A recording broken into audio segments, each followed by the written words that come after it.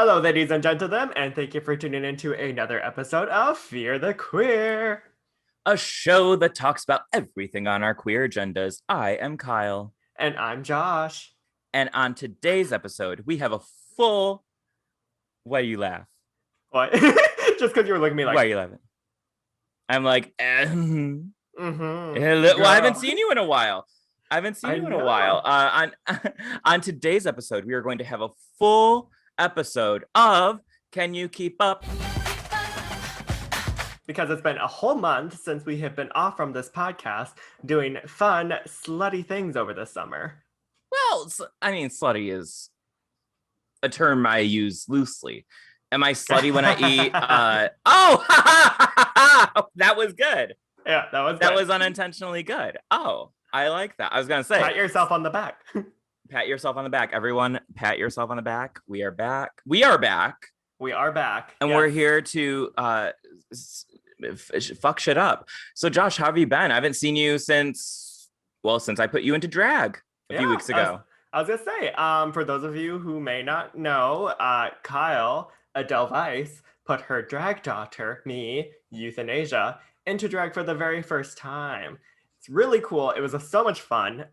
For those of you who have not checked out the video yet, check out our IGTV video of Aaliyah's Try Again. We would put it up on YouTube, but I do think that Aaliyah's music is all copyrighted by R. Kelly, and I don't think he allows it on YouTube. So saying. But it was a lot of fun. It was 12 hours. 12? Girl, I was up for 24 hours. Well, you were up for 24 hours. That is true. You were up for 24 hours. Yeah. The process of putting you in drag, putting myself in drag, filming everything, with the help of assistant Brandon. Thank you, Brandon. Thank you, Brandon.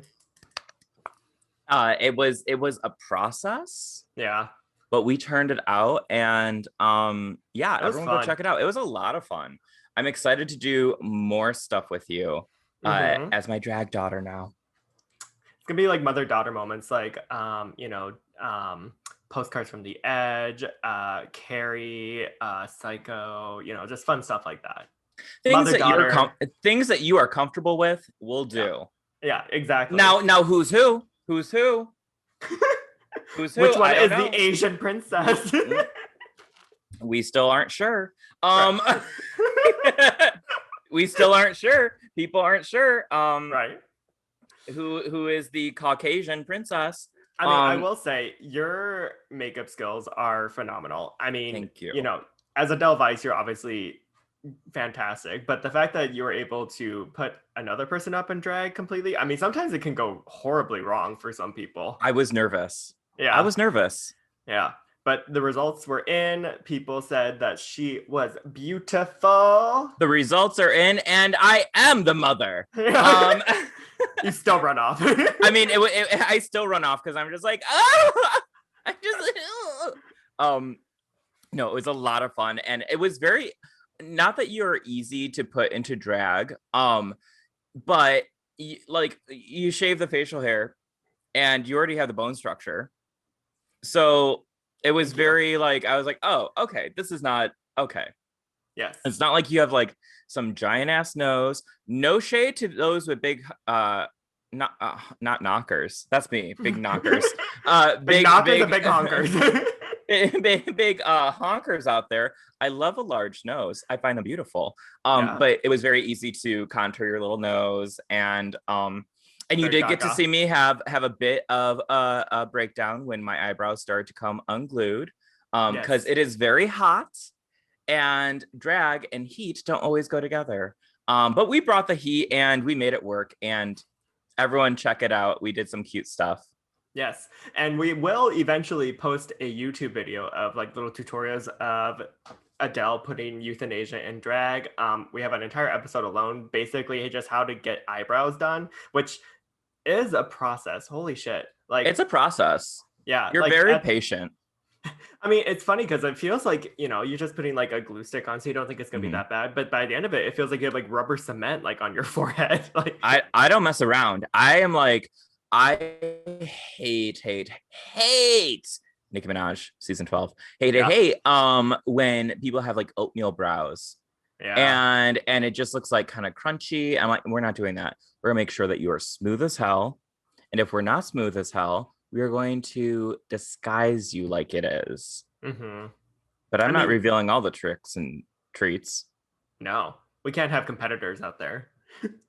A McDonald's to our Burger Queen. I mean, come on now. No, thank you. I don't think so. But before we get into the heart of our queer agenda, Josh, what are you drinking today? So, obviously I still have my trusty water bottle. That's good. always here just in case she needs it. The hydration station. Yes, but the other day my friends brought over these high noons. That is apparently like the trendier version of a White Claw, because apparently White Claws are old now.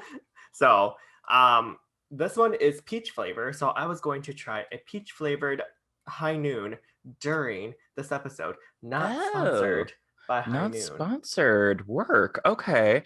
I like peaches. Uh-huh. A little Call Me by Your Name moment, but I don't like liquor. Not Army peach. Hammer. Not Army. No. Not Army Hammer. No, thank you. No, thank you. But I when it comes to like peach liquor, it always takes me back to being like 21 years old and drinking like peach schnapps and ugh. But let me know how like that sex is. Sex on the beach. I will. Or like thinking like Sex on the Beach is like the greatest drink ever. Yeah. I thought you were going to say the greatest place to have sex, and I was about to say like, no, it's not. Not that I know. That either. Not that I know. Sand and all these crevices. No, thank you. Even thinking about a beach, I'm covered in sand. Yeah. What are you drinking? Well, you know me, not sponsored, but Pride Month is over. So Starbucks, hit me up because I'm still your Trenta girl. Ooh. I will say I got my Trenta iced coffee from Starbucks, except today it was not an iced coffee. I walked in, they looked at me, they said, "Hello, ma'am." I said, "Hello, sir." They said, "What can I get for you?" I said, "I would like a Trenta unsweetened iced coffee." They said, "We don't have any iced coffee." I said, "Oh." He said, "We got cold brew." I said, "Okay. Then I'll do that." So he puts it in and I go, "With 2 Splendas, no cream." He goes, "We don't have Splendas." Basically just stabbed me. Like, what kind of Starbucks was this? They're new. They're over off Berwyn. Chicago people, you know where this is. Like the Berwyn Red Line stop. So I'm happy they're close by me. Don't come stalking. Right. Just kidding. Maybe do. I don't know. But no, it's very nice. But I will say I didn't know. And hey, Starbucks, let me know. But I didn't think you could do a Trenta cold brew. I thought it was too much caffeine. Right. We're about to find out. I was just like, I mean, there's like normal person amount of caffeine consumption, and then there's Kyle's. So I'm pretty sure you're fine. I should be okay. If I don't have caffeine, I don't live. And if I don't live, I don't get applause. And if I don't get applause, I die. Just like Tinkerbell. Just like Tink. Well, or Jenna cheers, Maroney. Queers. Cheers, Jenna queers. Maroney. Oh, that was a good one. Oh, the sizzle. I felt that one in my loins. I liked that. It's a good sizzle. Yeah. What do you think? I mean, it's okay. It's I know you can be overwhelmed, and I know you can be underwhelmed, but could you ever just be whelmed? Yes. Clueless reference. Disclaimer, Josh is an idiot. It's 10 things I hate about you, not Clueless. Oh my God. Sorry, I looked really clueless. Speaking of Clueless, though, a complete side note, I opened up Hinge again. And I'll get more into this later, but someone like messaged me and was just like, "How's it going? I just watched Clueless." And I was like, "Where is this conversation going? What do you want me to say? That you're a virgin who can't drive?" Like, come on now. Right. As if. As if.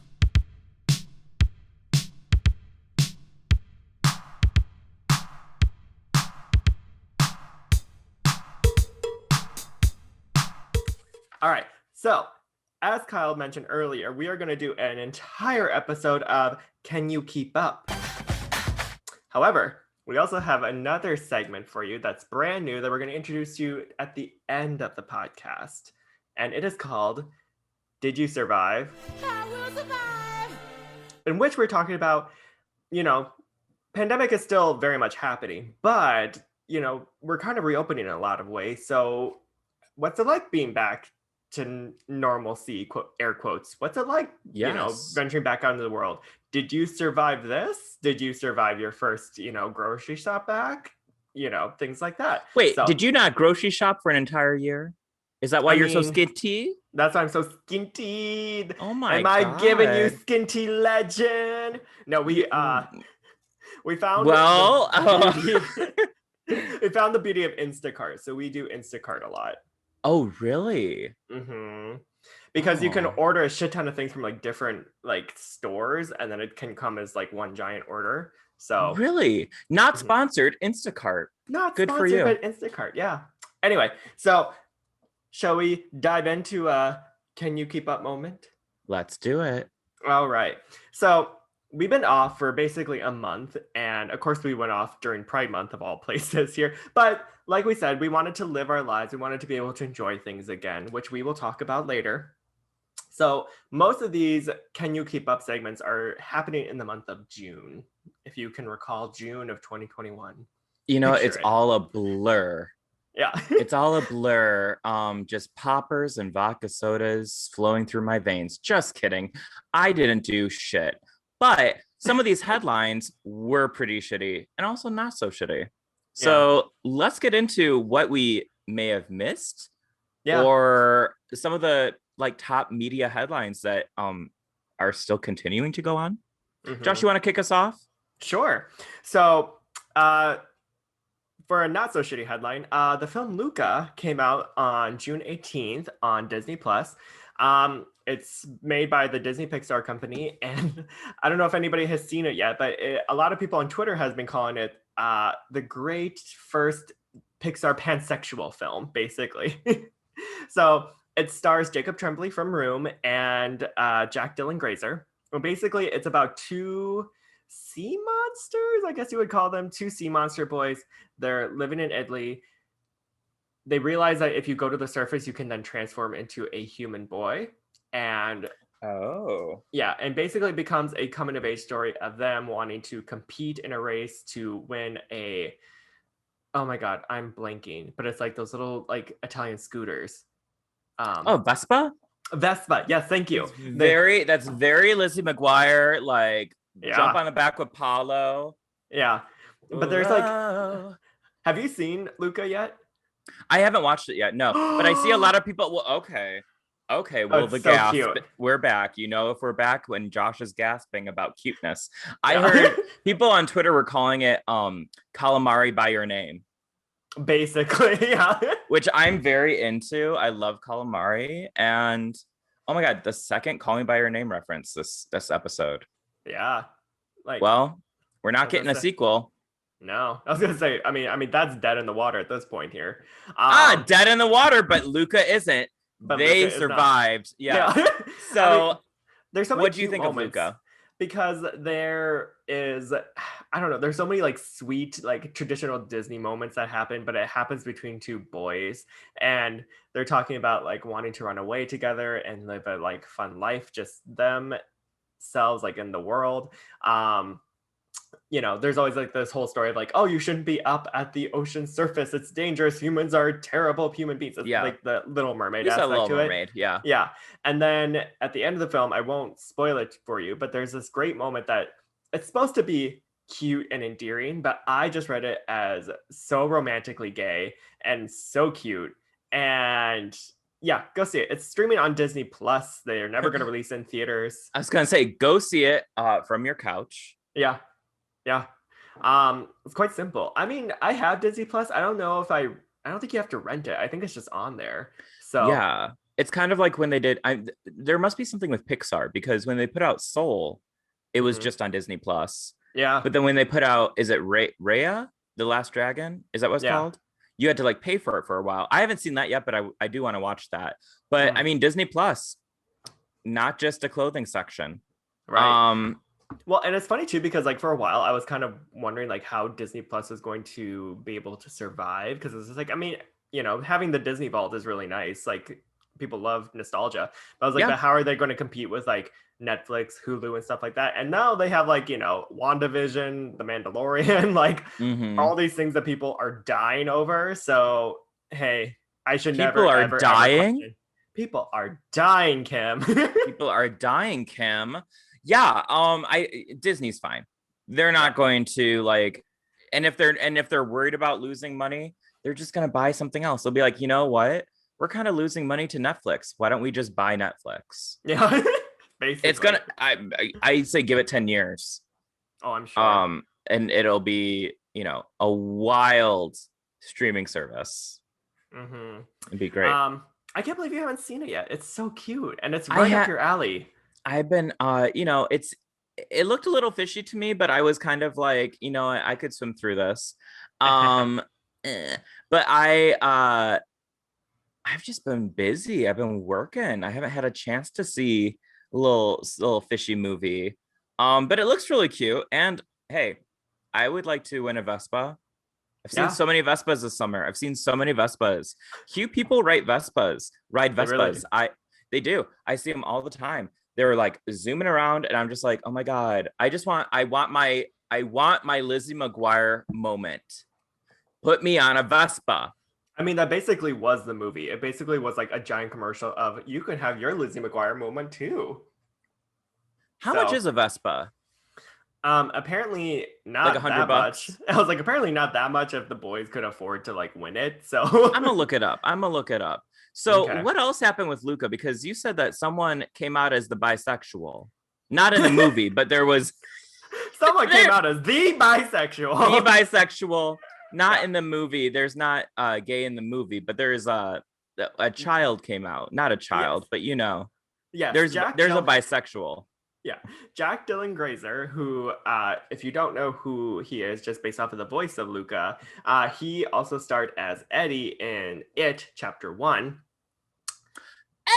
Oh, work. Okay, love that for him. Yeah, and now he's all grown up, and he has just recently came out as bisexual. And I don't know if I can't remember where I saw video clips of him, but it was like video clips of him behind the scenes of It, and that kid is so fucking funny. Like, is he? Yeah, like he seemed like a funny kid. Yeah, it's like the epitome of what you would expect a really savvy, smart Gen Zer would be, where it's just like all their references are just like deep dives of like Tumblr, Reddit, like memes. A child of the internet. Yeah, basically, yeah. So I've been a fan of him ever since I saw those clips. So good for you, Jack Dylan Grazer. We love a bisexual coming out moment. A good bisexual from a fish movie. Yeah, well, that makes sense. Yeah. I mean, The Little Mermaid was originally an allegory for a gay romance between what's his name? Anderson. Not Paul Thomas Anderson, but what is his name? Hans Christian Andersen, the other Anderson sister. the twin sisters. The twin sisters. Sorry, I'm just like looking up like how much Vespas are. I think we should get one. Just to share between us. Okay. Well, you could ride it to my house. I could ride it to your house. It would make the 20-minute walk into a 5-minute ride. That is true. I'm afraid of a Vespa's survival rate in Chicago. Like, I bet you anything, like some drunk idiot would just like run it over one day. Don't you think? Well, I got bills to pay, so if they hit me. That's true. Workers' comp. Looks like we can keep the light on for another not 3 workers' months. Let's do it. Not what am I talking workers. not between the bisexual and workers' comp. Yeah. I mean, unless it's your boss who runs you over. Like if I would love. You know what? I'm not doing my job. Just run me over. I was like, if the manager of Landmark somehow tries to run you over with their car, maybe that considered workman's comp. I don't know. I'm going to be jumping in front of every car, just hoping it's my boss. I'm like, I need you. I don't get paid enough here. Scooters Works Chicago. I'm scrolling. There's like Vespa Downers Grove. I'm just saying, if we got Vespas, how fun would it be? Vespa cross-country trip. Can you do that? It's like, I don't know if they get very far. I think they're just like city bikes. Okay, well, I like the idea of doing a cross-country trip on a Vespa. He made it from he made it from Chicago to about the north suburbs. And then I was gonna say he made it from like Chicago to Evanston, and then it just like went. All right. Well, what's up on the next queer agenda? Can you keep up moment? Well, actually, I was gonna say before we move on to the next one, Luca, do we fear it or queer it? Oh, I'll say we queer it, because bisexual fish, sure. Bisexual fish on a Vespa. That's what I'm getting from this entire conversation. Is it's a movie about an Italian ex, bisexual fish on a Vespa. And you know what? If that doesn't say summer 2021, I don't know what does. Right? It's like it was hot girl summer. Now it's a bisexual Vespa summer. Exactly. Yeah, exactly. Call Me by Your Name walked so Luca could swim away. Swim away! Yeah. All right. I queer it. You queer it. You seem to queer it too. I do queer it too. All right. On to our next Can You Keep Up? Britney Spears.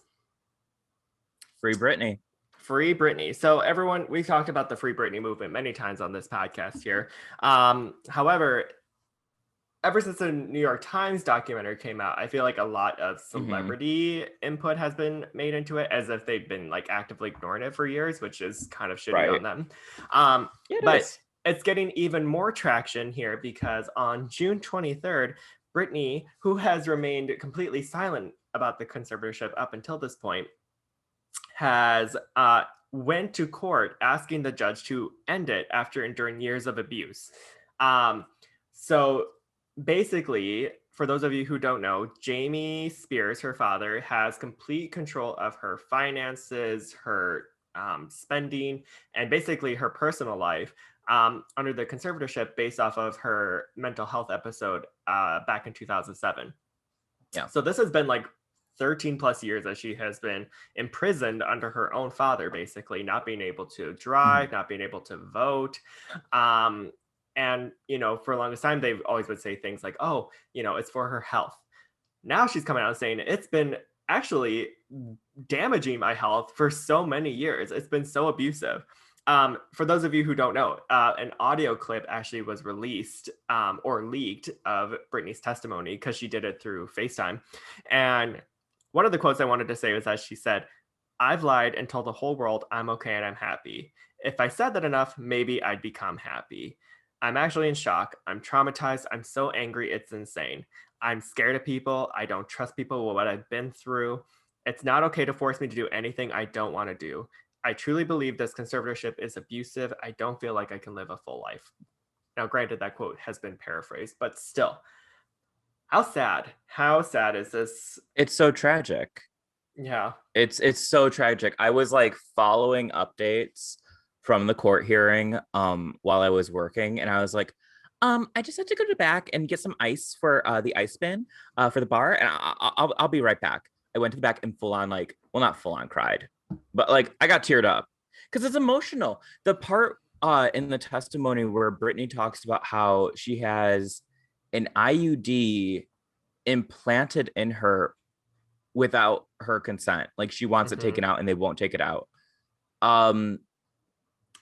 I kind of cringe when people say things like this, like, oh my God, it's so like Handmaid's Tale, or it's so like apocalyptic, or like 1984, Big Brother, all this stuff. I do cringe at that because I'm just like, it's like those stories are based on actual things. They're just set in, the future.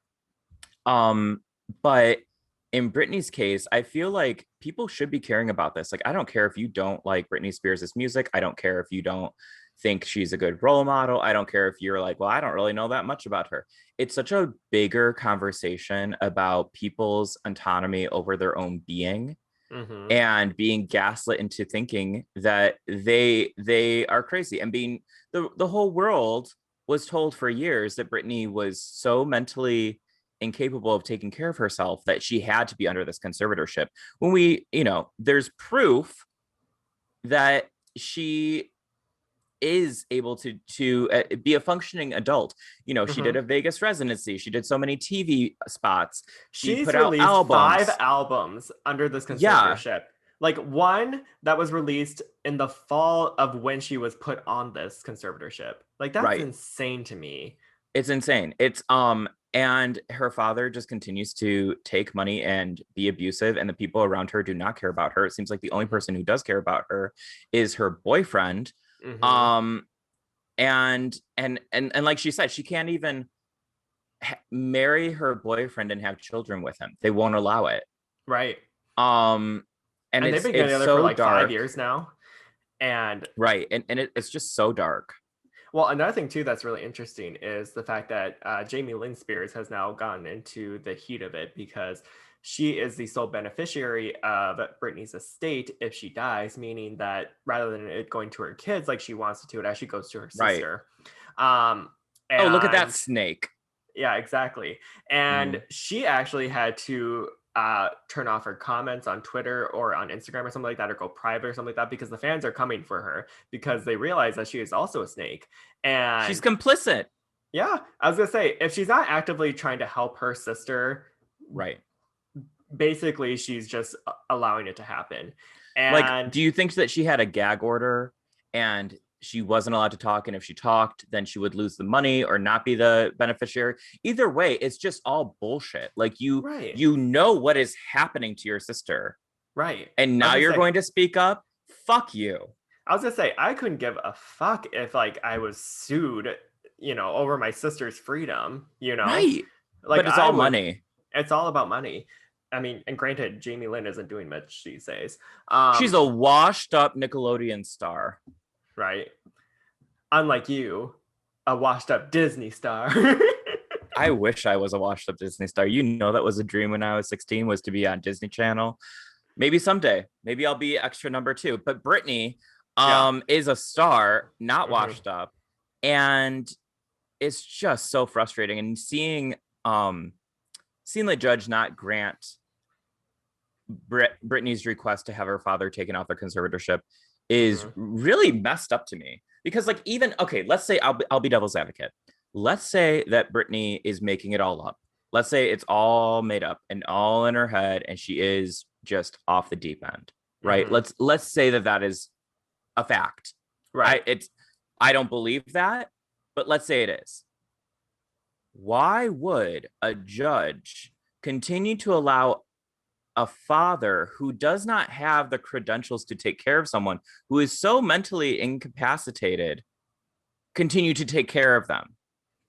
If Britney was that far gone, she needs to be in a hospital. She needs to be with professionals. She doesn't need to be with an abusive father.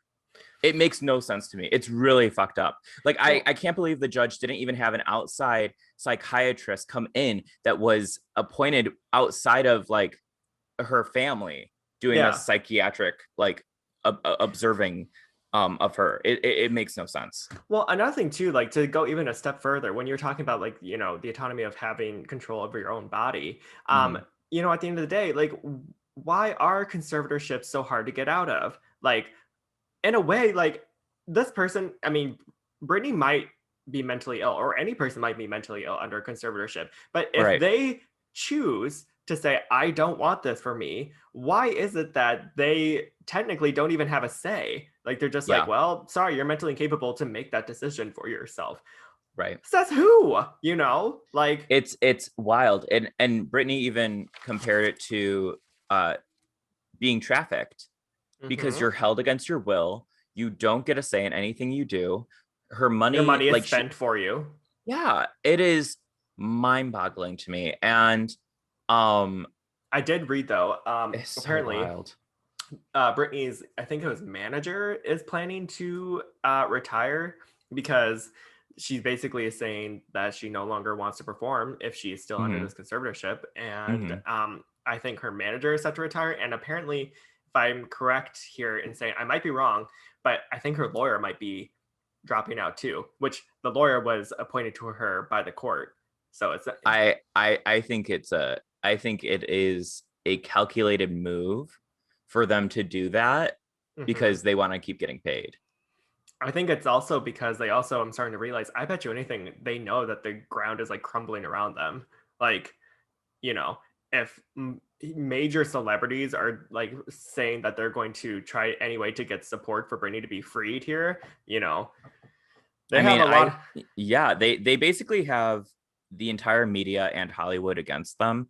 And which is funny because it doesn't make sense. It just doesn't make sense. Right. Which is funny because I also feel like too, you know, there's also this, you know, sad realization that the media and the worldly news and stuff like that are the reason why Britney is in this in the first place.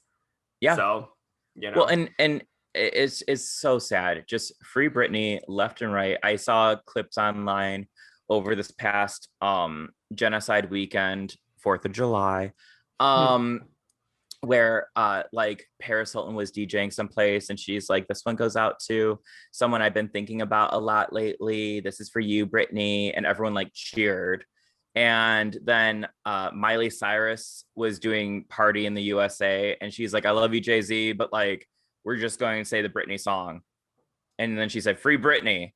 And it was just like, I mean, there are celebrities who have been speaking up and who have been saying free Britney for a long time. I think it's those like Jamie Lynn Spears, her own sister, who suddenly decide they have a ground to stand on. Fuck off. Right. Justin Timberlake like finally apologizing to her and Janet, being like, oh, I didn't realize that I was. I hated his apology. I hated it. Because when he, how it's phrased, when he's like, regardless of our past, fuck you. You created that narrative. You created this narrative of this huge breakup between you guys. Y'all were teenagers or like in your early 20s. Like, get the fuck over it. Your past? Right. Well, your version of the past has affected this poor woman's future and her present. Fuck off, Justin Timberlake. Oh, what a piece of shit.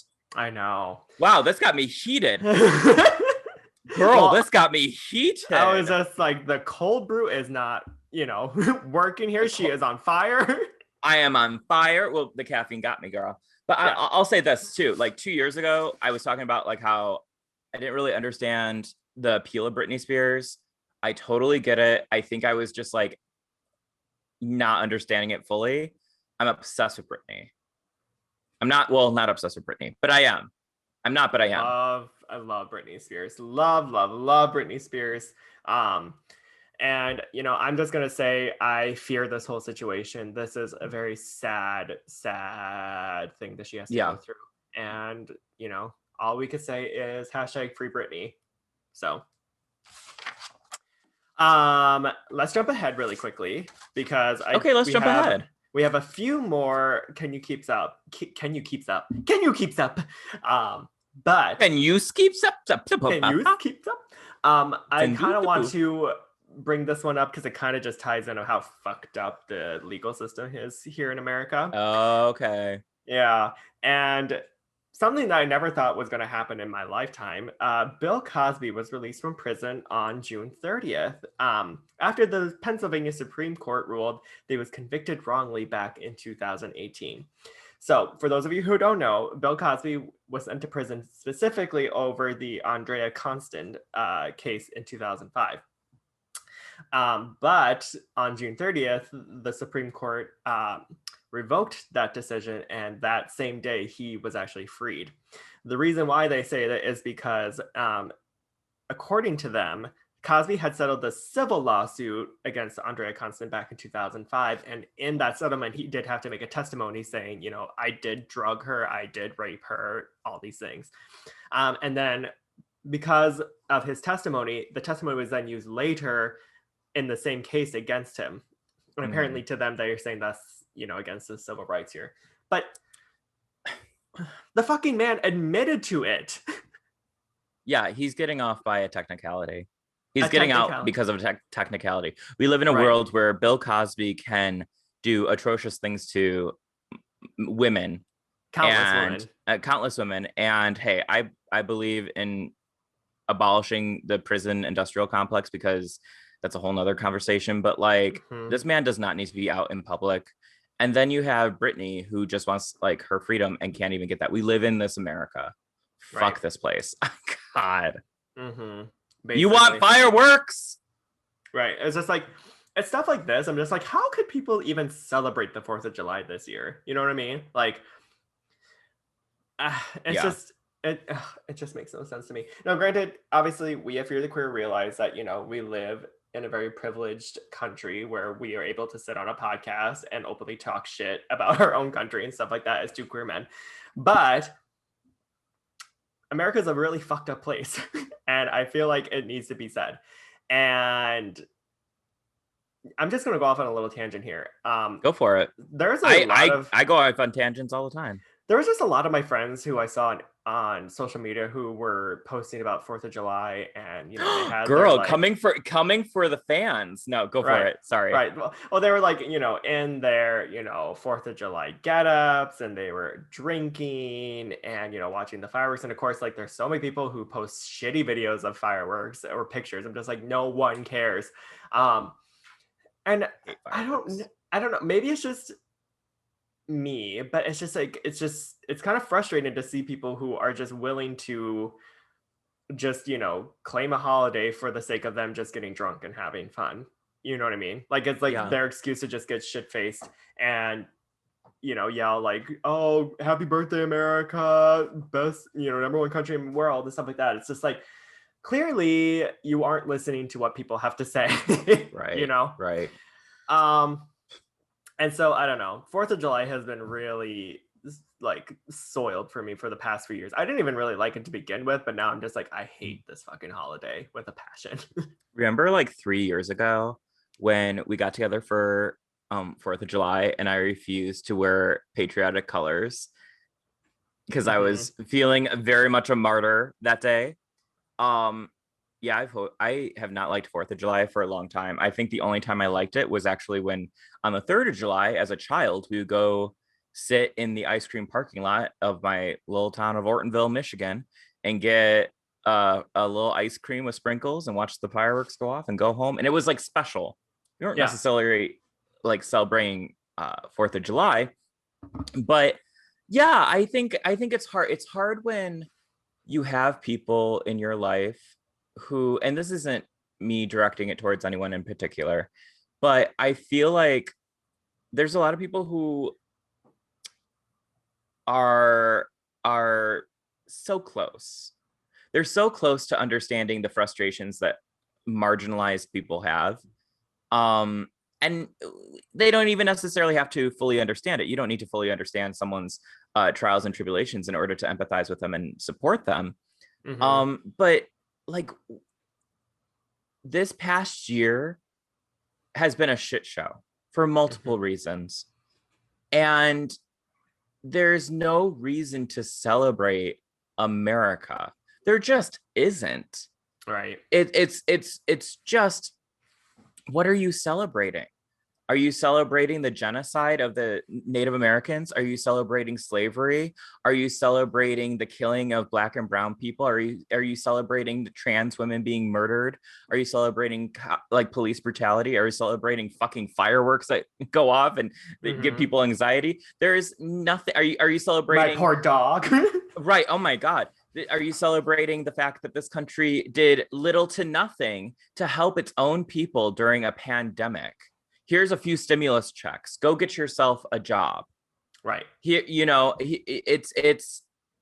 Which the stimulus checks. Are you celebrating the non-existent healthcare that we have? Are you celebrating maternal and paternal leave? Are you celebrating, like, what are you celebrating?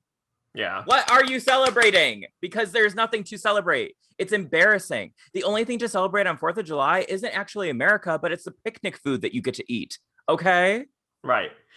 I will shove 5 hot dogs down my throat, not for the 4th of July, but just because I enjoy them. Thank you very much. And I will look at all the cute men as I do that. I'm going to say, la ha ha.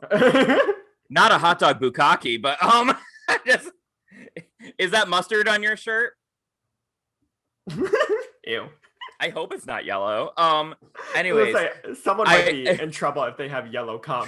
Truly, the duality of me is going on a full-on rant about how shitty this country can be and is, and then also making a sex joke at the end of it. Yeah. What's more American than that? A crude sex joke after a rant. Right. It's very much fear the queer vibes. All right. So Yes.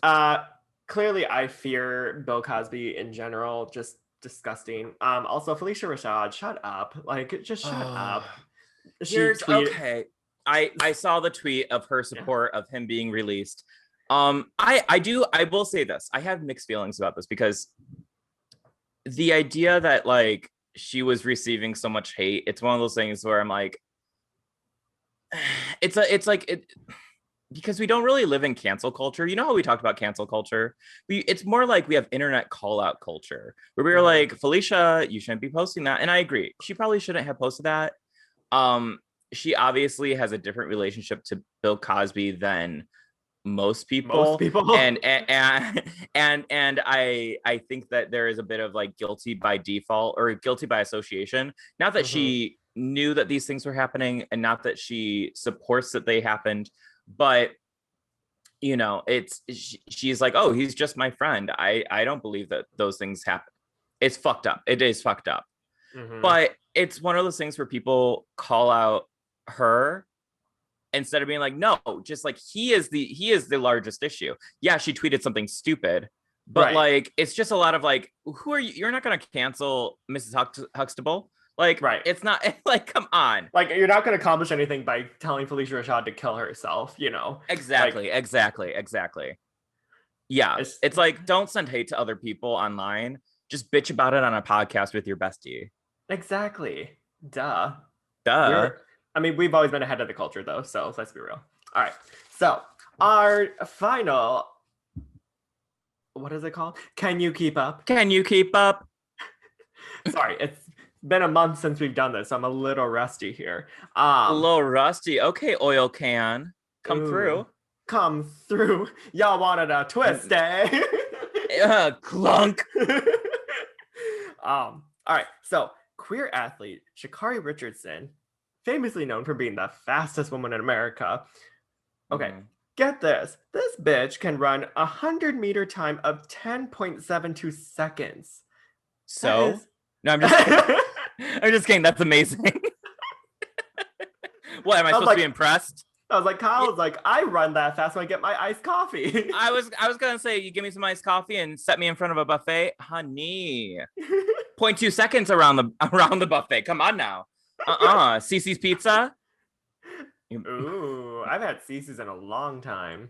Yeah, brings back memories. Anyways, so she's a fast person who should be celebrated.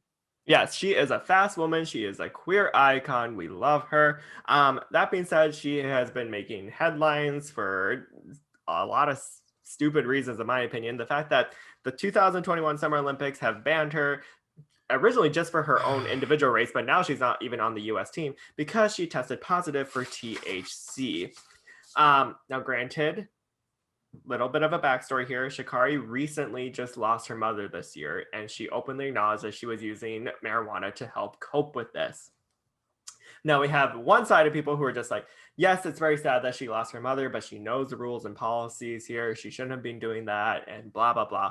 And then there are other people who are saying, why the fuck is marijuana like such a, I mean, the stigma against marijuana, especially in Olympic sports, is ridiculous here. Marijuana has no proof that it's going to help you run faster. If anything, like the fact that she can run that fast, high as hell, maybe even, like, good for her, you know? I firmly stand on the second half of that side of that argument of just being like, bitch, it's fucking weed. Who cares? It's so fucking stupid. How are you going to make this athlete into, oh, okay, so well, she smoked, and also the fact that she is a black woman, a queer black woman. I feel like cannabis and other drugs, I use drugs loosely, have been used to weaponize against brown and black people for so long. And I'm just like, didn't Michael Phelps he was smoking too? I mean, I don't know if he was up for a lap or swimming or whatever the deal was. I don't know. I don't know that business. But I'm saying that people fucking smoke. Yeah. It's pot. And if you are still like cringing at that, guess what? You don't have to do it. You don't have to do it. Right. It's your choice. No one is forcing. But you should not be up in people's business trying to like just ruin their futures. Like, fuck off. If anything, she's probably going to be more iconic in the queer community because I don't want to give her like martyr status, but it's just such a stupid thing. Not only that, they disqualified her. They aren't allowing a trans athlete or trans athletes question mark compete, and they also there's other racers, women who have too high of testosterone in their tests, and they won't let them compete. Bullshit. That is trans misogyny. That is anti-trans rhetoric. It is bullshit. Not to mention the swim caps for people with natural afro hair are banned from it too. Right. I was gonna say, what in the fucking like colonist rules are this? Like, that is such bullshit. The fact that a swim cap, especially ones designed to help, women of color with their afro, right? How is that going to hinder a performance? How is that, going to outweigh the, the results of them swimming a fucking couple laps? The Olympics are stupid as hell. Fuck the Olympics. Wow. It's gross. It's gross behavior. We'll just have our own Olympics. It'll be queer Olympics so that athletes can compete. Just let the athletes compete. Come on. I was gonna say, like, at the end of the day, who the fuck cares? Like, honestly, like the fact that Sha'Carri Richardson, like, could run that fucking fast. I'm surprised the US wasn't like jumping up and down and be like, we are totally going to weaponize this bitch in these races here. We're going to get so many gold medals here. It just doesn't make sense. Nope. She has THC in her system. And another thing. I'm not done. I'm not done. This caffeine is hitting me. Yeah. I feel bad that she had to like use the excuse of her mother passing as a reason why she was smoking pot. Guess what? You don't need a reason. You can smoke. You want to smoke pot? You can smoke pot. This poor girl is already going through it because now she is made into like, oh, look, she smoked and now she's not in the Olympics and she's such a talented athlete and her mother's dead. Just, it's gross. It's gross behavior.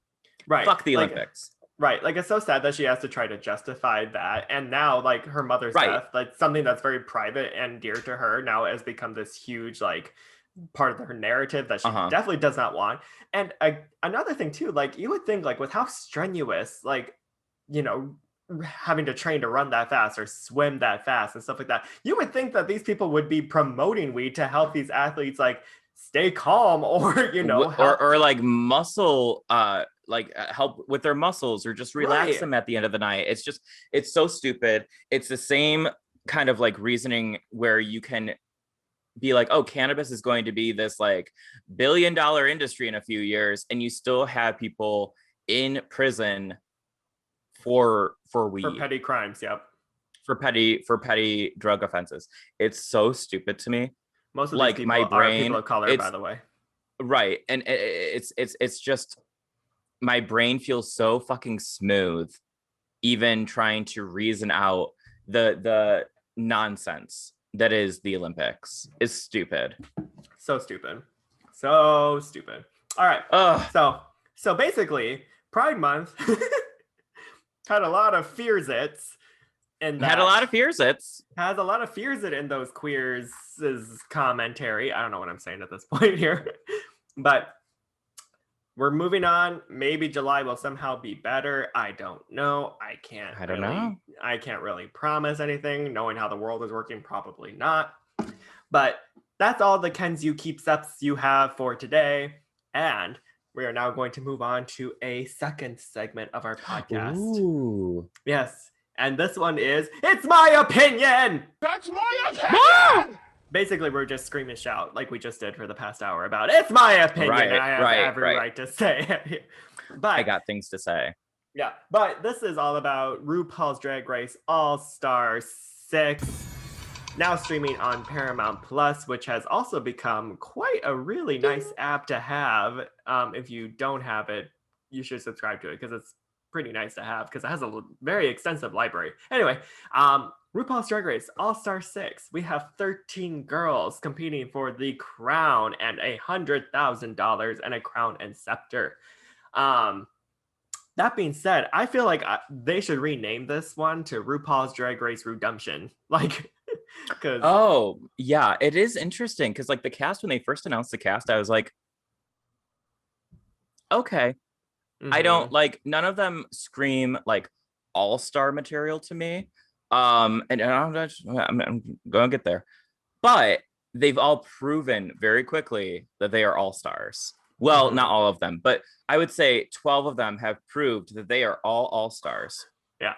And it has been a joy to watch. I think the season, what's nice is I don't know who's going to win. I have my front runners. I don't know who's going to win. And there are seasons where you watch it and you're like, okay, that person's going to win. That person's going to win. Like, you know. But with this, it's very much like, oh, okay, well, it's really anyone's game. Right. Well, I think that's why. Nice to see. Well, I think that's why All Stars 6 does work so well with like your counter argument of like, oh, you look at the cast, you're kind of just like, I'm not really sure about this lineup here. And it's because like, you know, when you had like All Stars 5 and you had Shea Coulee, it's like, okay, clearly we're just going to watch an 8-episode arc of Shea Coulee's redemption story. Yeah. You know, you see All Stars 3 and it's just like, okay, clearly Ben de la Creme, Trixie Mattel, and Shangela are going to wipe everyone else out, you know? Right. This one is just like, oh, like, could it be Raja, who's like suddenly like this phenomenal seamstress and a really sweet human being? Or could it be Kylie, who has been away for so long and has something to prove, you know, now in the right body? Same with Jiggly Caliente, you know. Well, it's I can applaud the casting on this season because they have 2 trans women. And also, spoiler alert, because we're going to talk about some of the episodes that aired briefly here. So if you haven't watched, maybe fast forward like, I don't know, 5 to 10 minutes. But like, even though 45 minutes, but Jiggly, even though her time was short, she made me feel for her. Also, we don't know, she might be coming back. I think this season, I hope it feels like, because, you know, in past All-Star seasons, people are eliminated, then they come back, and maybe one person gets to stay, and someone goes home, and yada, yada, yada. But it intrigues me how they're going to go about it. Something tells me that a top competitor is going to be knocked out of the running, and someone who went home early, like Jiggly or Silky, and for all intents and purposes, I'm not going to say Serena Chacha because I can't see Serena Chacha coming back into the competition and killing it. But someone had to go home first. Yeah, someone had to go home first, so good for her. But I it's been very fun to watch what's going to happen. Like you said, I think it's a great redemption for a lot of these contestants. I'll admit I am not a Eureka O'Hara. O'Hara. Sorry, because I was like Eureka because it starts with an E, but then I was like, no, it's Eureka. I'm not a Eureka O'Hara fan. Eureka season 10 was very difficult for me to watch because she's so in other people's business. But that episode 3, she had me laughing. She was so funny. The drag exorcist, yeah. The drag exorcist, they had her flopping around. She broke the bed. And I'll never take away that Eureka always looks put together. Her face always is on point, and her looks are always really clean. Yeah. So my mind is being changed. Can we talk about Silky Nutmeg Ganache? Something I never thought I would be saying. The twist. That is the twist of the season. I never thought that I would say, let's talk about Silky Nutmeg Ganache. Right. If for people who don't know, Silky is a very interesting character. Yes. Either you love her or to put it lightly, either you love her or you hate her. And she was very hard to like on her season 11. She hogs the camera a lot. She's very loud and obnoxious. She's kind of mean. And she didn't do great at the challenges. She's stubborn. And she doesn't do great. But she talks a big game. And then you put her up to lip sync and she's not, it's just not it. It's not it. But she received so much hate from the fandom, so much backlash because of how she was or how she was portrayed on season 11 that she really edited herself down into this kind of quiet, I'm just going to try to get along with everyone, and wasn't being her full self. Mm-hmm. And it is so sad for any kind of reality TV character to have such a hard time after their season. Like, she wasn't getting booked for things, she wasn't, she was receiving hate. Right. It's just, I felt bad for her. Like, are you fucking kidding me? I feel bad for Silky Nutmeg Ganache. I know. That's a gag. And you know what's interesting? Like, looking at it from a reality TV perspective of like editing and narratives that they try to put on people, like for years everyone has known how toxic the RuPaul fandom has been. Like, everyone knows like how hateful the girls are, how racist some of the fans are, like things like that. I think this is the first time, honestly, that the fandom hate has actually been put into someone's actual storyline, where it's just like, it actually is like, my story is the fact that I'm coming back to prove something after I've been told to kill myself by so many people, like, RuPaul and Michelle like have said things like, on the pit stop, it'd be like, oh, send love to the girls and stuff like that. Don't be mean, don't be hateful. But I've never seen it actually go to this point of like, her actual storyline is about how toxic the fandom is. So hopefully this kind of sheds a light on just how gross some of the fans are. And at the end of the day, it's drag. Like, it's drag. It's not that serious. Like, it's a drag TV show, I should say. Drag can be very serious. I think that you should take drag and just enjoy it. Don't think too much about it. Don't hurt other people. Own your brand. Know who you are. Express yourself. It's beautiful. But it's a TV show. Like, let someone be obnoxious on TV. If you don't like her, again, bitch about it on a podcast or talk to your friends about it. Don't at the person. Like, I don't understand that. What? Right. Like, people are so misguided when they say like they're entitled to their opinion. And yes, you can have opinions about Silky Nutmeg Ganache and stuff like that. But like, what was the choice that you made that you were just like, I want to be heard? And the only way I feel like I can be heard is by actually reaching out to this person and say, fuck you, I hate you so much. Like, right. Like you don't deserve to be on. Here's the thing. Silky, from what I saw in All-Star 6, great entrance line. She was fine. She did fine. I thought so the talent show I have opinions about. So for those who don't know, the past few seasons of All-Stars, actually I think since All-Stars 2, it's always the talent show, the talent portion. And I don't know if it's based on talent, because if it was, I think the top 3 would be very different from who is in the top 3. Yeah. I found, and they put it's more Silky of like it's more of like who entertains Rue the most. Right. So I don't know. It's Silky was sat at a piano and played the piano and sang, and people were like, oh, it wasn't very good, or you didn't get the you didn't get the audience or whatever it might be. I don't know. I thought, I was impressed. I was like, I didn't know Silky could play the piano and sing, and she was like good. She was like decent.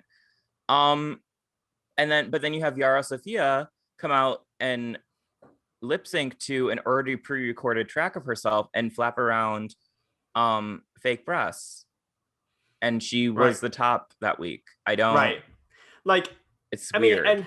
And like, yeah, I feel like Yara's performance was like fun, traditional campy drag. Like, that is something that you would totally see at a bar that would be fun to enjoy. But like, yeah, there's not a lot of talent behind there. No, like, I mean, Jan sang her face off and was like, the vocals incredible. Yeah, she was so good. I have a hot take. Okay. Yeah, I mean, don't get me wrong. I definitely think that Jan is very talented. And I do think that, she is kind of screwed over by the editing of the show. The fact that she's always safe, and, that's just become the thing of her. She's just safe all the time. I kind of like the fact that has her storyline, because it kind of is like this unintentional funny moment where it's just like, she sings loud, she sings so proud and everything, and Jan, you're safe. It is just so. I know it's hard on her. I know it's hard on her, and I know that it's the unfair in a lot of producers, ways. But shenanigans. Producers are pulling shenanigans, tomfoolery shenanigans. Raja O'Hara I thought was great. I mean, even Scarlett with the bubbles, I was like, oh, that's interesting. And if you're not Scarlett sure what we're talking about, check it out. Scarlett's look for the blue ball, the look she made. Beautiful. How was she safe? Right? I was like, I mean, so happy, spoiler alert, that Raja O'Hara won. Mm-hmm. But I was like, hers was so solid. Like, it doesn't make sense to, I don't know. I don't know. Also, all right.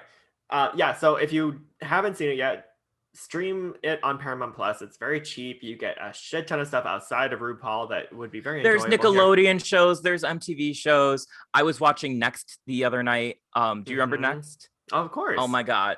They're like, my favorite food is lollipops, and I've been kicked out of 7 bars, and I'm only 18. I'm like, I love it. Yeah. That being said, they also have the entire library of SpongeBob SquarePants on there. And I think that should be your project. That should be your project. You want me to watch SpongeBob? Girl. You know what? Kyle famously does not like SpongeBob. No. It's not. No. Oh, hell no. It's not that I don't like SpongeBob. It's that I never really watched it growing up. So like I don't know all the references. I don't, because people will say things and then they laugh hysterically. I'm like, what the fuck? But this person's crazy. This person's crazy. A Krabby Patty. But I like SpongeBob. I like the concept. I like the artwork for it. I get it. I just never watched a lot of it. So when people say things, I'm like, okay, good for you. That's funny, I guess. Yeah. I don't know. There'll just be times where I think, like, especially at Landmark, like the popcorn kids like quote SpongeBob all the time, and we would get into like back and forths of like, you know, ranting off lines and things like that, and Kyle would just be sitting there like, I'm like, okay, well, you know, how about we all go outside and touch some grass? You know what? That's what I did with my childhood. I was outside touching grass. Well, read a book. Yeah. Take a shower. Right. Draw a picture. Help your mom in the kitchen. Come on. No, SpongeBob is great. But yeah, no, you're not the first one who recently actually was like, oh, you should watch SpongeBob. And I was like, well, maybe I should. Interesting. I just don't know. How many seasons are there? Just watch the first 3. That's all that matters. Like, honestly, because it's the first 3 is what the original SpongeBob was, and then the movie happened and the new producers came in, and then it became weird and not funny after that. So just watch the original 3 seasons. If you can watch, you know, the entire series of The Last Airbender, you could definitely watch the first 3 seasons of SpongeBob. Wow. Okay, now this we'll put a poll. Are people more fan, and there's no wrong answers in this, but we should put a poll on Instagram. Are people more fans of SpongeBob SquarePants or Avatar: The Last Airbender? Which out of context, people will be like, what? What are you talking about? But I say this. I feel like both of those fandoms are very like die-hard fans. Yeah, because like I have watched all of Avatar: The Last Airbender. I love it. It's so good. It's so sad. It's so beautiful. And you know, SpongeBob is funny. I just stop. I just wish that I was like is funny. I wish that I understood more of the references, but you know, as a kid, we didn't grow up with cable. That's so okay. Yeah, we all have our vices. Adele vice.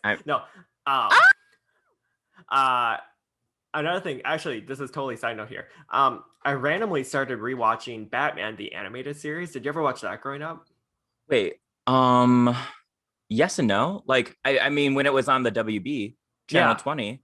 Yeah. Channel 20. Hello, Detroit kids, Detroit area kids. It's like, to me, it's just like those, like that type of cartoon reminds me of Avatar: The Last Airbender, where it's like, it's actually pretty adult, and there's like a lot of like, you know, like things that you could enjoy as an adult. You're just like, I watched this as a kid. This slays. Anyway. Okay. Speaking of watching, have you finished Avatar: The Last Airbender? Or are you still in the first season? I'm still in the first season. Okay, then we both got projects to do. We both, hey, We both got projects to do. If you watch SpongeBob, I will watch Avatar. How about that? Okay, deal. Fine. Deal. Right. Online handshake. No, because I think that you, especially after the first online handshake. Online handshake. Oh my God. For those listening, that is not a handshake. That looks like a little jerky jerk. Oh my God. Put down the beef jerky and pick up a handshake. Right. Oh my God. All right. Oh my God.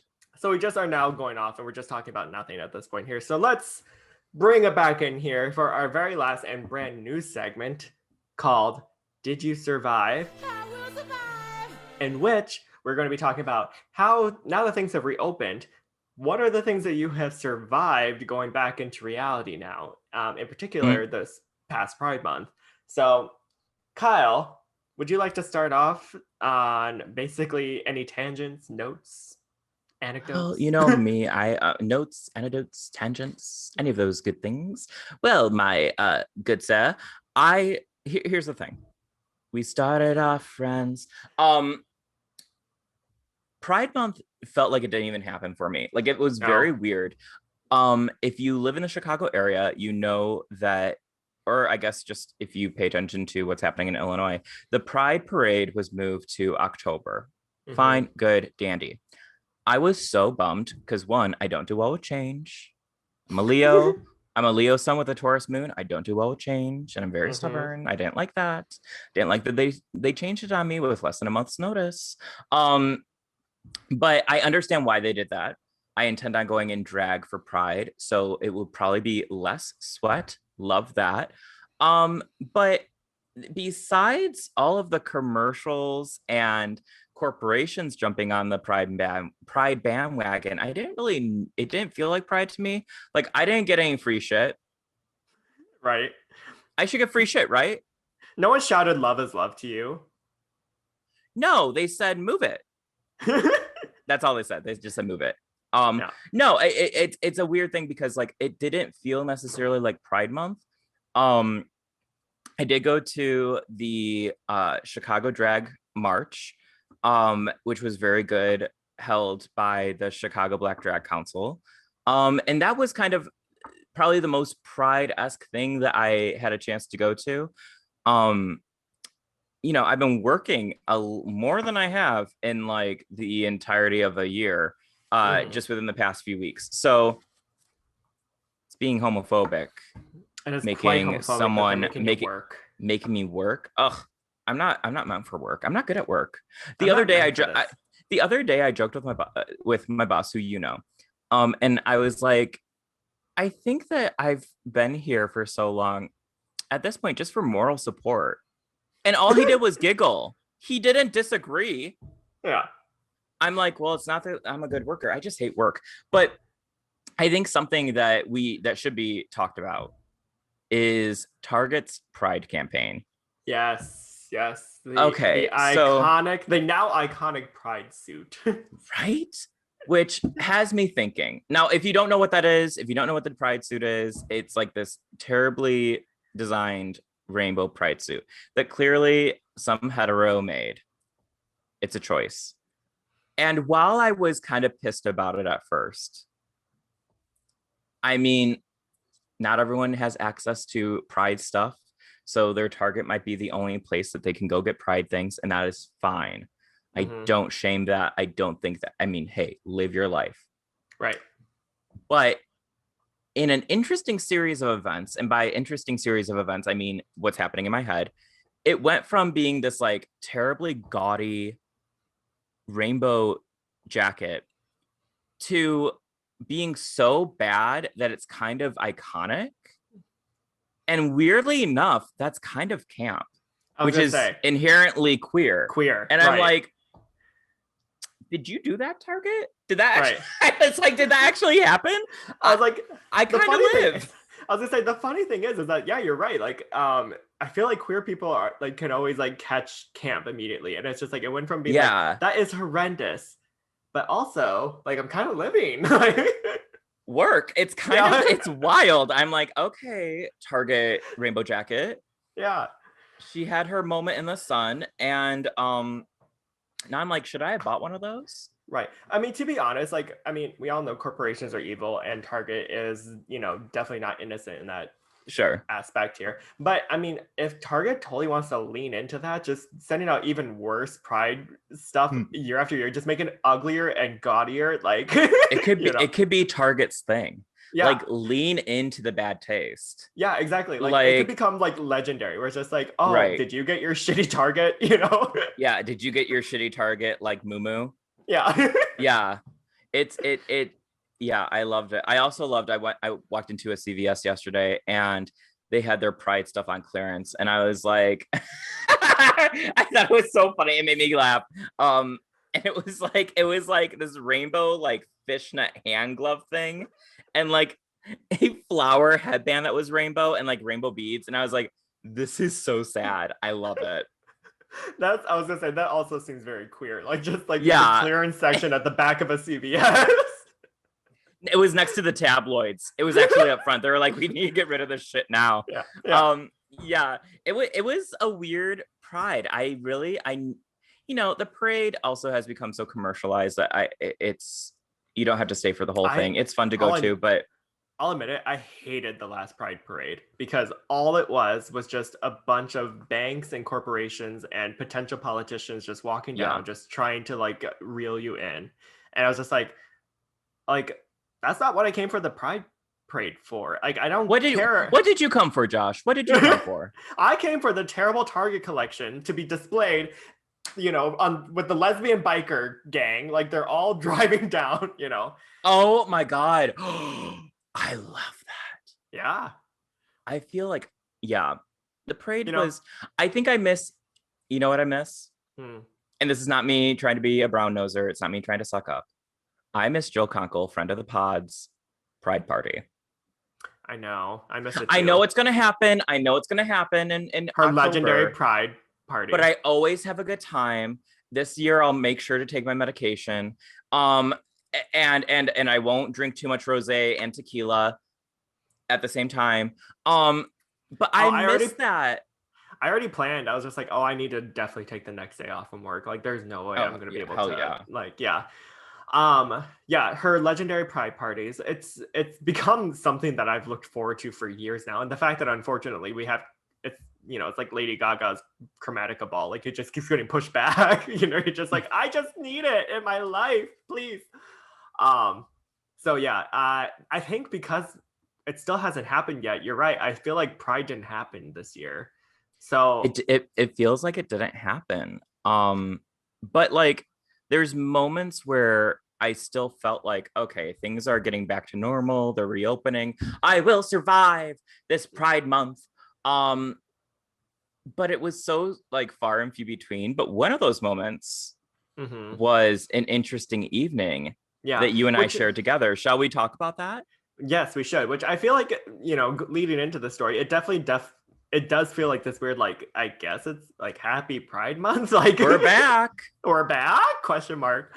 So for those of you who don't know, right before Pride Month, it was announced that the city was going to be moving into phase 5, which means that businesses can be open at full capacity here. And bars were slowly reopening in the sense that if you had your fully vaccination card, that you can enter the place without a mask. Mm-hmm. It was a big concept 3 weeks ago here. I was like, oh my God, what is this? So we go to Roscoe's for the first time in a year and a half, I think, at least. Maybe even longer. Wait, no. Yeah, a year and a half. Because the last time we had gone there was in February. Yeah, for Black Girl Magic with the Vixen. Yeah. Mm-hmm. So, it was Kyle, myself, assistant of the pod, Brandon, friend of the pod, Jill, and we all got dressed up. We were all guzzied and we were ready to get in line here. And Kyle, I'll just let you explain the rest because it gets really interesting. So we get in there, we're having a good night. And I'll tell you this, I was a little bit nervous to go. I wasn't sure I wanted to go because I think we're as a society pretty traumatized, having to live through a pandemic and quarantine and vaccinations and this and that and new variants and all this stuff. But it was kind of one of those things where it's like, you know what? I haven't gone dancing in forever. Let's just do it. I felt very comfortable. We all had our vaccination cards. I haven't been back, so I don't know what it's like anymore.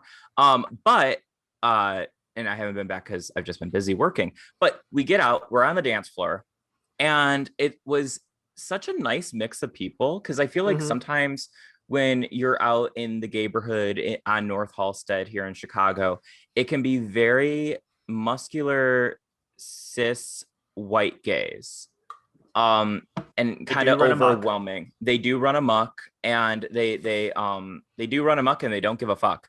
And I feel like it was a nice mixture of like, oh, you have women, you have people of color, you have like femmes, you have masks, baby queers, you have baby queers, you have older people, you have like all these different, you know, body shape, sizes. It was great.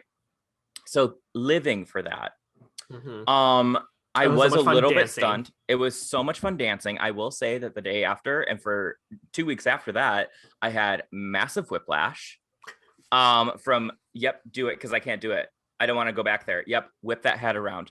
I was feeling I said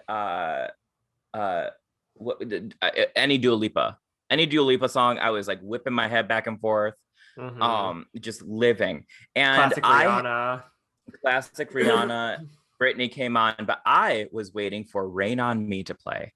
I said, I can't wait the national anthem. Hear Rain on Me in the club. I was so excited. And I'm there, and I had told assistant Brandon that I was everyone, I guarantee you, we get a bunch of queer people in the club, Rain on Me starts playing, and when they go, Rain on Me, and everyone's just going to jump at the same time, and it's just going to be this like pulse, and it's just going to pulsate like woof, woof, woof. I was like, I have goosebumps talking about it. And I was convinced this was going to happen. Rain on Me starts playing, and I didn't ask, and I was like, oh my god, it's happening. So and like everyone screamed, like everyone was just like, everyone screamed. And I'm just like, it's gonna happen. Finally, the Rain on Me part is a Rain on Me, and I look across at assistant Brandon, and I start jumping like with all my might, as if I'm in a mosh pit. Like it's not Riot Fest, it's not Vans Warped Tour, and I am like jumping with all my might. No one else was jumping. No one else was having their Gaga Chromatica, we're all jumping at the same time moment. None of that happened. Nope. And I was shocked, to say the least. Yeah. Because I was like, oh, people are going to get it. I was like, am I the only... I will say I'm a Pisces rising, so I'm a little bit delusional. Well, was that the only one who learned the choreography? Right. I was like, did other people do things during the pandemic that would mean that they live their lives as opposed to just doing Chromatica choreography? But it was a great time until it wasn't. And later, which is a typical story for us. Yeah, and so the bar was, winding down, and some friends of ours came to they were like, where are you? We're like, we're here. So they met up with us. Where are you? We're here. Where are you? We're here.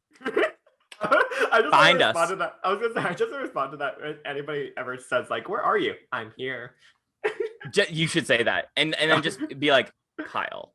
But so we're all talking, and then I did not bear witness to this, but Josh saw the crazy ass thing that was about to happen. Josh, take it away.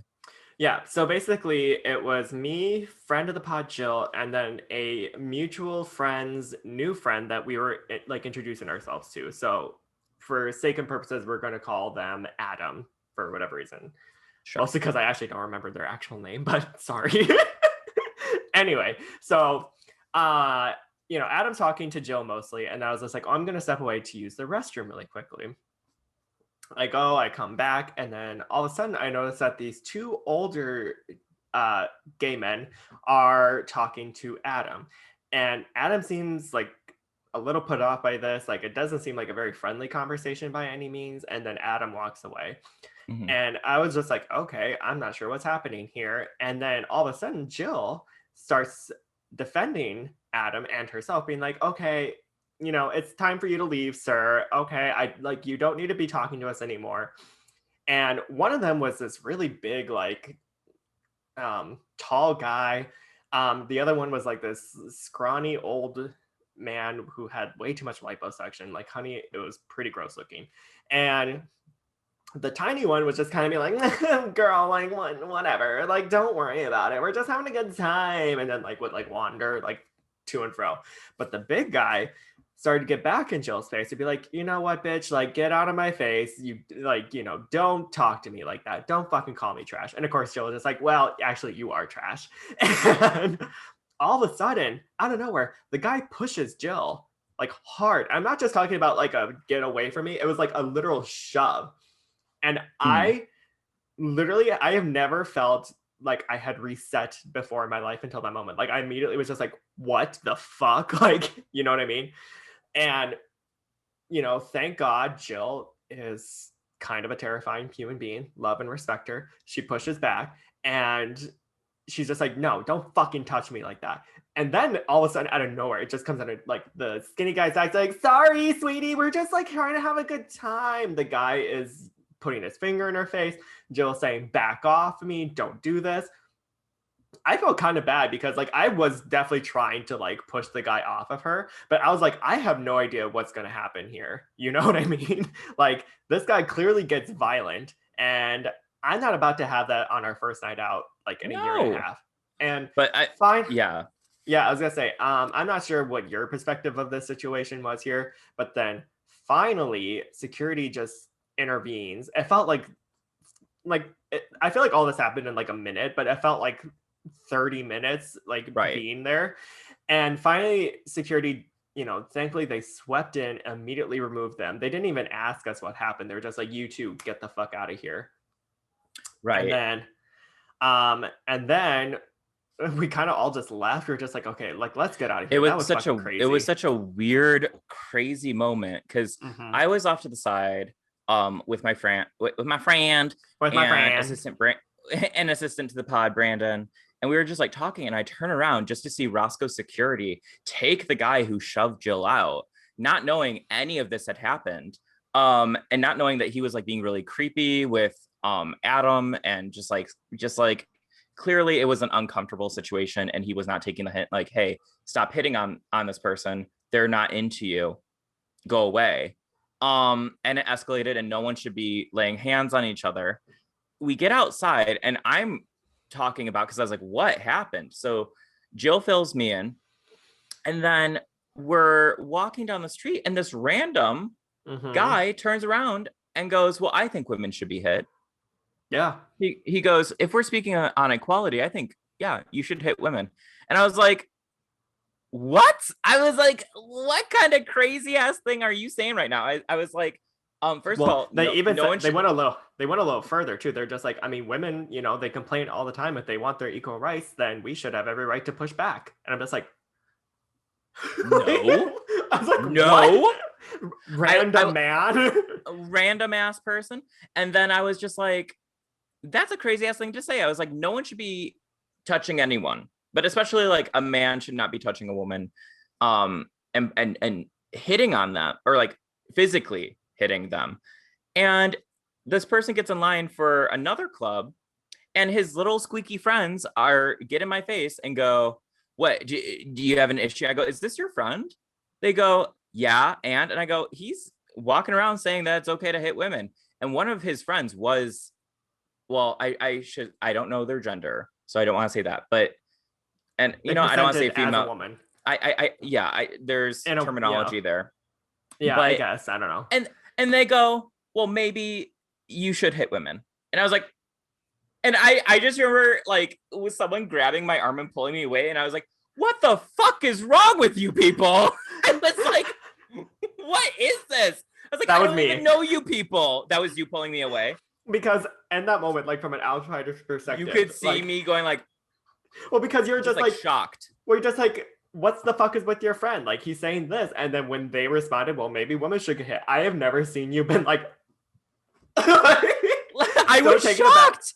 And like, you're just like, what? And like, at that point, it's like, Kyle, let's go. Like, we gotta go. I just remember you grabbing my arm and me shouting, what the fuck is wrong with you people? Like, What? Yeah. Where the fuck are we? So I guess we're back, Halstead. baby. We're back, baby. We're back, and this is North Halstead, and it's so crazy that it's like these are still people that like choose to go to these clubs. The misogyny and bars. runs deep. The misogyny runs deep. It's insane to me. And yeah, I guess we're back, but it's like, at what cost? Oh my God. But did we survive? Yeah, we survived. We're okay. We survived barely, but we were talking about that incident for like weeks after that. We're like, what happened? It just left me shook because I was so confused at how things escalate so quickly. And I'm like, okay, people coming out of this quarantine and we're still in a pandemic. Even though people are vaccinated. Well, and by people, I mean the US is mostly vaccinated. You look at the rest of the world and they don't have the vaccines. Woo, that is a caffeinated talking point. But you like, do they just not know how to act anymore? Are they like, oh yeah, no, I'm going to say this crazy thing that is completely wrong and get away with it because I can, whatever. I think it's, and I'm just I think it's a combination of both. Like, yeah, like people are just fucking like going crazy and they don't know how to socialize anymore. So like, that's the type of thing. But it's at the end of the day, like this was them all along. Like, you know what I mean? Yes. Yeah. So it was just a very weird, like, contrary to popular belief, I really don't like fights. Not really into it. But I'm shocked because it almost felt like the guy, like, was he saying something crazy in order to start a fight with us? It was so, it was wild. The way he said it, from what I remember, the way he said it, it was supposed to be like a starting point for all of us to like just have a conversation, like a chit chat of like talking on the street. I'm just like, no, that's not how you. No, it is 2 a.m. Yeah. We're not talking to you, stranger. Get your ass in line. Go enjoy your drinks that hydrate. We're not doing this. Yeah. It was a shit. It was crazy. Well, it's funny too, because I was like, oh, like, you know, Roscoe's is open. Like, we're fully vaccinated. I am so ready. I want to go out like every weekend. Like, it's going to be so much fun. I went out once ever since this incident. I'm too tired. Yeah. Like, it took me 2 weeks to recover. I'm too tired. I'm like, it is. Yeah. I think I saw this great post and it was about like that feeling of FOMO, like and I always have FOMO, and it's like, you want to be out and you want to be doing things, and we had a year of not doing things. And now it's kind of like we have the opportunity to, but like, it's okay not to sometimes. Yeah. Like it's okay to be like, no, I'm going to decline on that offer, or I'm not going to go out tonight, or I'm not going to go do this. I'm not going to go see this friend. That's okay to do. It's all right. But hey, it leads for interesting stories. Wow. Yeah. So that was our concluding segment of Did You Survive? In which we will say kind of on this one. I'll say I survived. Yeah. Because as long as I know how to love, I know I'll stay alive. And you know who I love? Myself. Everyone needs to be loving themselves. You need to look in the mirror. No, cheese sticks does me wrong sometimes. They don't cook fast enough for me. But this was fun. And you know what? Did we survive a month of us not doing a podcast? Maybe. But we did. But we're gonna be back and doing more projects. Josh, tell us what we're up to next. Yeah, so it's interesting because I feel like the summer is more about fun projects for the Fear the Queer family rather than weekly episodes here. So we are going to be on a podcast, but it's not ours. So Kyle and I are actually going to be special guest stars on the Minority Report, which is a podcast that we've been fans of for a while now here. They asked us to be a guest star on the 19th, which is a Monday. We will make sure to link it and to show you guys how to watch it, listen to it, however you want to listen to this podcast here. It'll be fun. I am super excited here. They're lovely human beings here, and I know for a fact that it'll be a really fun episode for all of us. So I'm excited. Yeah, I'm excited. That's our first project. Kyle, what's our second project that will be coming up eventually? So you saw us get together and dust ourselves off and try again. And we are going to try again and do another drag project. I'm putting Josh into drag once again, but we're going to take it and kind of break it down, talk about what I'm doing, talk about what drag feels like for Josh, what drag feels like for me. We'll gossip a little bit, kiki, have a good time.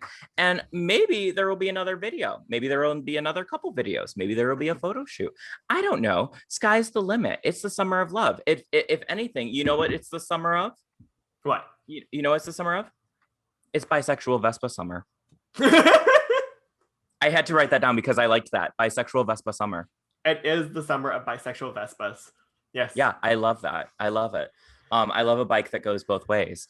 So I'm very excited for our upcoming projects. I think that everyone is re-entering the world and hopefully enjoying themselves. I know we are enjoying ourselves the best we can in this heat because my little European peasant body does not take to the heat that well.